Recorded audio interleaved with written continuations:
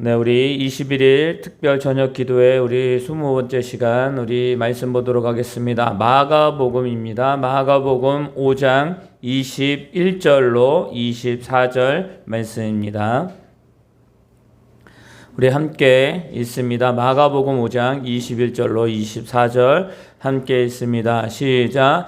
예수께서 배를 타시고 다시 맞은편으로 건너가시니 큰 무리가 그에게로 모이거늘 이에 바닷가에 계시더니 회당장 중에 하나인 야이로가 하는 이가 와서 예수를 보고 발 아래 엎드리어 간곡히 구하여 이르되 내 어린 딸이 죽게 되었사오니 오셔서 그 위에 손을 얹으사 그로 구원을 받아 살게 하소서 하거늘 이에 그와 함께 가실새 큰 무리가 따라가며 애워싸 밀더라. 아멘.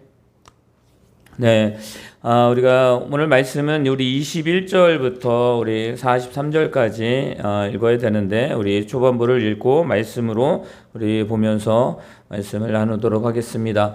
여러분들 오늘 말씀에는 두 사람이 나옵니다. 두 사람이 나오는데 그 사람은 누구냐면 바로 야이로, 회당장 야이로가 나오고 그리고 한 여인이 나옵니다. 근데 이들에게는 문제가 있었어요. 어떤 문제가 있었냐면 야이로에게는 자녀의 문제가 있었습니다. 자녀의 문제는 어떤 문제냐? 바로 자기의 사랑하는 딸이 지금 죽게 되었다라고 말하는 거예요. 그렇다면 이 야이로는 이 자기의 사랑하는 딸이 죽게 되었다라는 것을 처음 알았느냐? 그것이 아니었죠. 그 상황이 발생했을 때 자녀를 살리기 위해서 그의 모든 것들을 다 동원해서 바쳤을 것입니다. 사용했을 것입니다. 그리고 그를 살리려 했을 것입니다. 그런데 어떻습니까? 결국은 이제는 도저히 자기의 힘으로 할 수 없는 상태에 이르게 됩니다. 그때 누구를 알게 되냐면 바로 예수님을 그가 듣게 됩니다.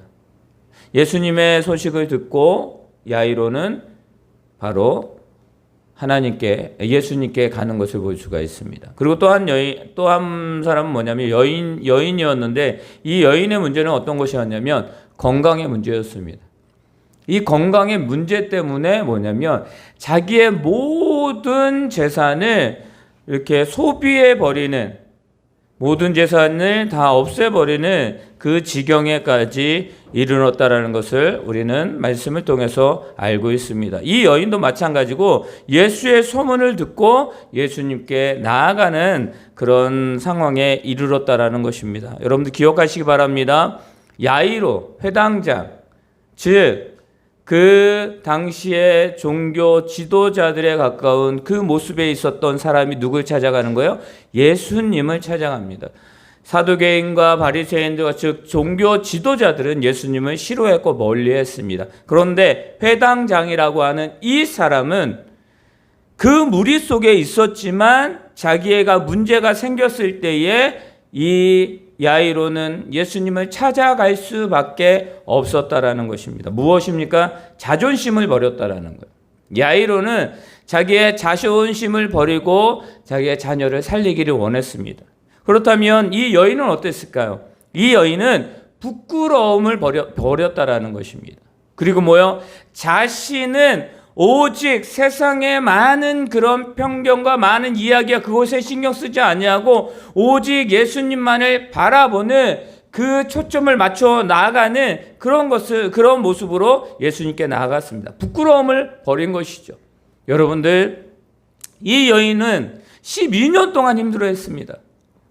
여러분들, 쇠약해질 대로 쇠약해진 상태였습니다. 그런 여인이 예수님을 찾아간다? 예수님이 홀로 있었던 것이 아니고 많은 무리들이 있었어요.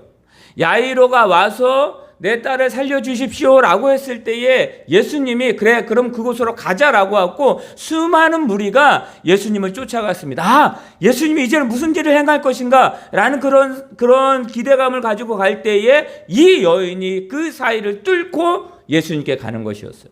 여러분들, 건강의 문제, 자신의 문제 때문에 도저히 해결할 수 없는 그런 상태에 이르렀습니다. 여러분들, 예수님을 만나기로 한 그 결심은 그들에게는 마지막 선택이었습니다. 마지막 선택지였어요. 도저히 살릴 수 없는, 도저히 이 병이 나을 수 없는 그 상태. 그래서 그들은 마지막으로 예수님을 찾아갔다라는 것입니다.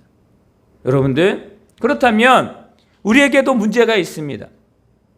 우리에게도 여러 가지 문제들이 발생을 합니다. 도저히 내가 해결할 수 없습니다.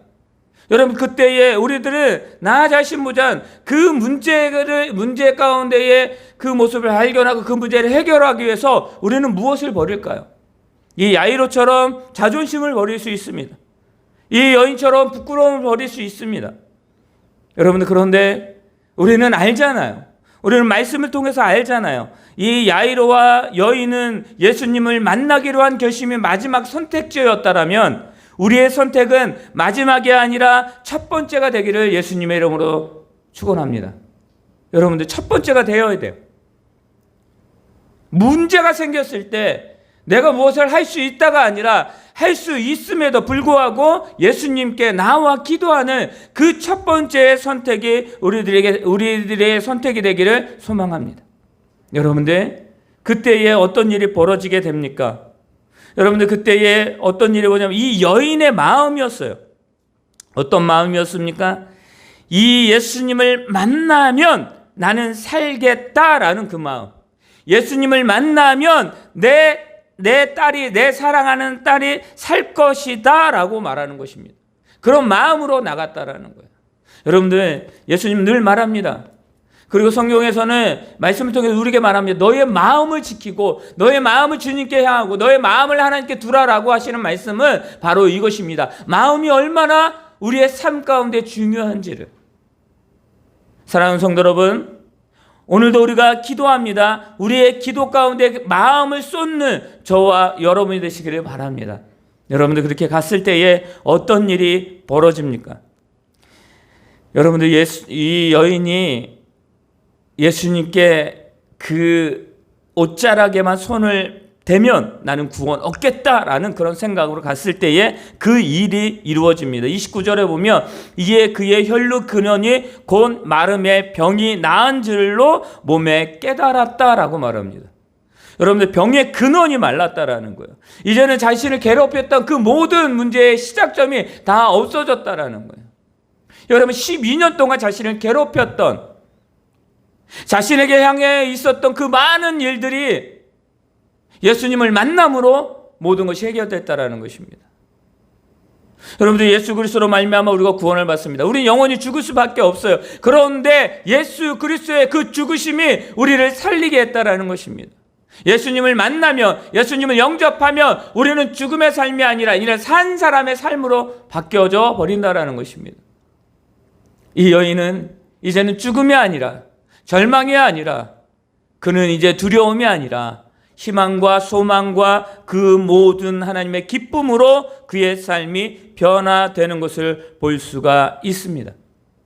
여러분들, 예수님 말합니다. 따라 내 믿음이 너를 구원하였으니 평안히 가라라고 말합니다. 여러분들, 그는 평안할 수가 없었어요. 그러나 예수님 그것을 잘 알았습니다. 저거 얼마나 힘들고 어려웠는지를. 예수님 말합니다. 평안히 가라.